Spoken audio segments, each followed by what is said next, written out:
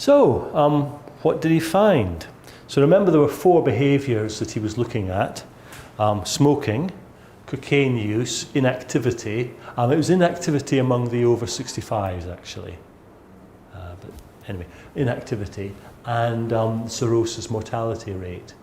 And the negative and positive here is simply the sign of the coefficient in the statistical relationship in the regression model. And the slightly larger font and bold means that was statistically significant. Whereas, in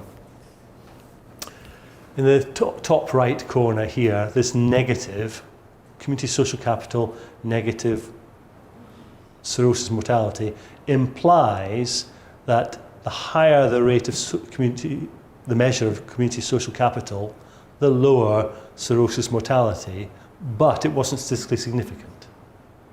Okay, so it's giving the direction, but not the, but it's not statistically significant. In the bold one below it, higher the percentage married, the lower the cirrhosis mortality rate, and that was statistically significant.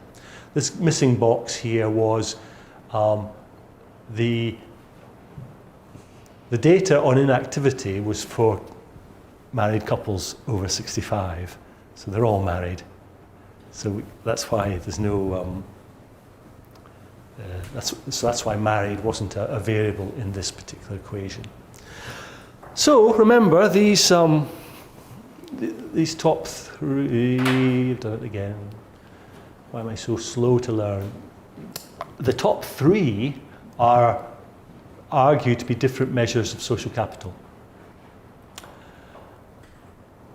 The bottom 3 were the controls, factors that were thought potentially to affect health, that you're controlling for differences between the different states. And, well, there does seem to be a relationship between income per capita and smoking and cocaine use, and inactivity is lower with higher income per capita. So that maybe means these retired people can afford to go and play golf. That's a silly example, but they've got time and they've got resource, and so maybe they can travel around or they can do more. Higher income associated with lower cirrhosis mortality. Education, it's not significant, but more education, fewer smokers, that's what you might have predicted. More education, more cocaine users. Don't know, there's possibly some sort of confounding going on. More education, less inactive. Well, more education, you shouldn't, you're more likely to know inactivity is bad for you. Not statistically significant, however. And finally, more education, less cirrhosis. That might be plausible.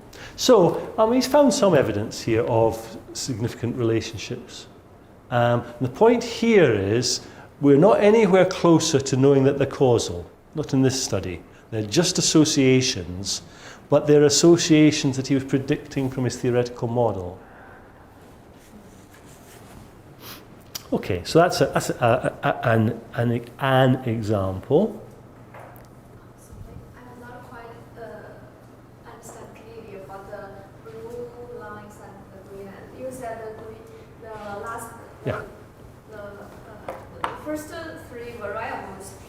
What? All right. Okay.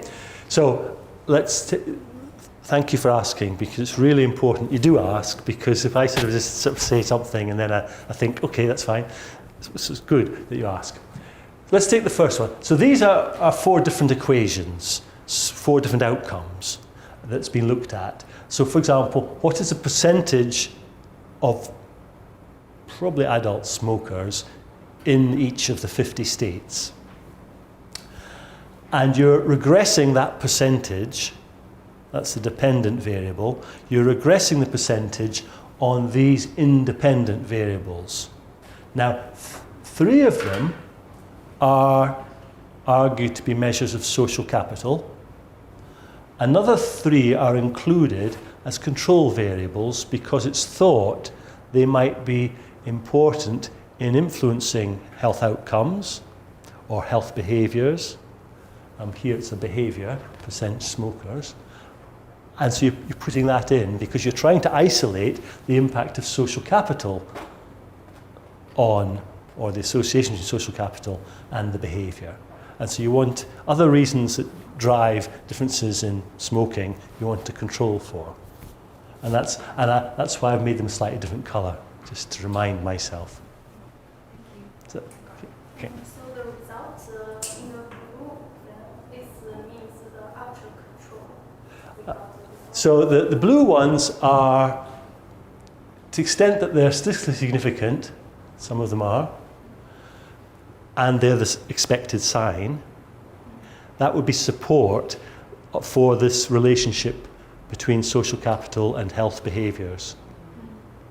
The grey ones are there to control for differences between states in factors which might influence health or health behaviours.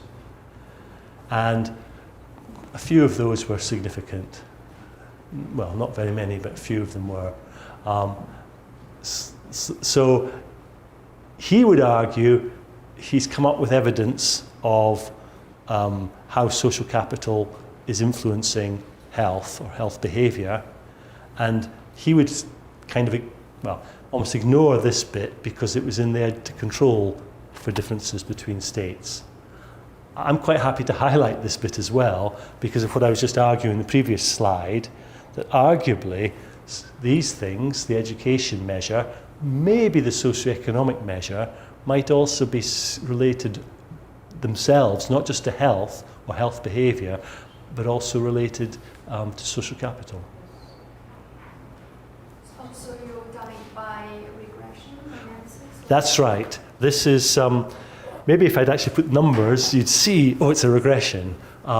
Yes, so the percent, for example, you've got 50 observations, one for each state, and the dependent variable in this case would be what percentage of adults in that state are smokers.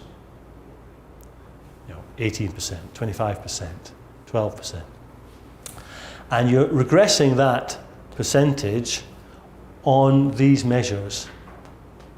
So for example, on the percentage of people in the state who are married, on the average family size in that state.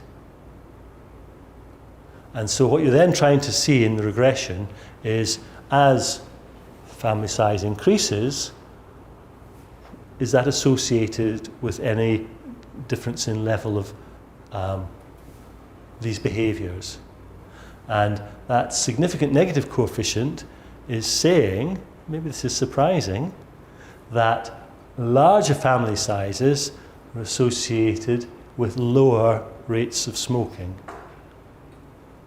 So when you input the explanatory variables, there are 6 variables, right? So the other 5 variables are controlled variables. You're putting all 6 in at once.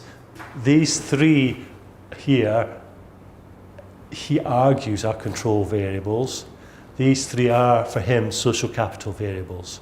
But they're all in the equation at the same time. So you stack them at the same time? That's right. Multivariate regression, you've got them all in at the same time. Yes? It's kind of question and comment at the same time. Please. Your question before was, is there a relation between the 3 last variables and the social capital? And you connected it just to trust. Trust, networks, possibly social norms, although whether we're managing to pick up social norms here, well, maybe marriage. I think these 3 variables are very three. So how can you put them in the same model using them as controls? These. Yes. Well, how can you? How can Folland? I didn't. We have an expression, don't shoot the messenger. I'm just the messenger. I agree. I think it's quite possible that they are related to social capital in some way, and therefore, if you include them, and they are, well, equally, if you exclude them and they are, you're going to change your results. And he doesn't seem to have, well, he hasn't, he's ignoring that.